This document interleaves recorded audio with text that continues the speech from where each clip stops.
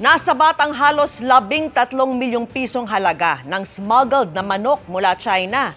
Ikinubili yan sa mga karton na dineklara bilang mga fish ball. Nakatutok si Oscar Oida. Lubang na bahala si Senate Committee Chairman on Agriculture Francis Kiko Pangilinan sa umano'y sunod-sunod na tangkang pagpuslit sa bansa ng mga produktong agrikultura na di naligtas kainin ng tao. Ang pinakahuli sa mga naharang ng Bureau of Customs ay ang 2 40-foot container na galing China at idineklara umanong naglalaman ng 5,300 cartons ng fish balls.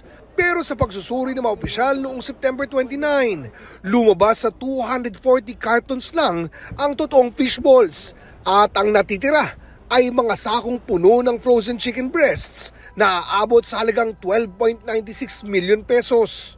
Hindi natin alam kung ito ay ligtas. Kung meron, kaya ipapatest natin sa Bureau of Animal Industry. Ligtas sa ano?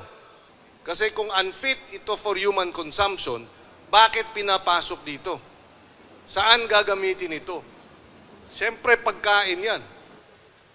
Nilalason ba tayo ang mamimili? Are we being poisoned deliberately by syndicates from China? Bukod sa nawawalang buwis, malaki umano ang epekto ng mga smuggled products na ito kung makakalusot sa bansa. Nakokompromiso ang ating kalusugan, nakokompromiso ang ating livestock. Ito ba mayroong bird flu?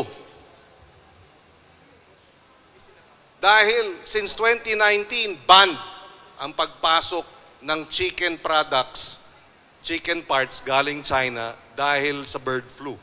So pag ito ay nakapasok at nalusutan, pwedeng maapektuhan ang ating poultry industry. Agad naman naglabas ng warrants of seizure at detention ang MICP District Collector laban sa mga nasabat na container alinsunod sa Customs Modernization and Tariff Act. Identified na ho namin yung may-ari at ngayon po ay nagko-conduct na ang aming intelligence group ng investigasyon para ma-identify sino pa yung mga kasabwat dito at kung may iba pang kadugtong na shipment etong mga to.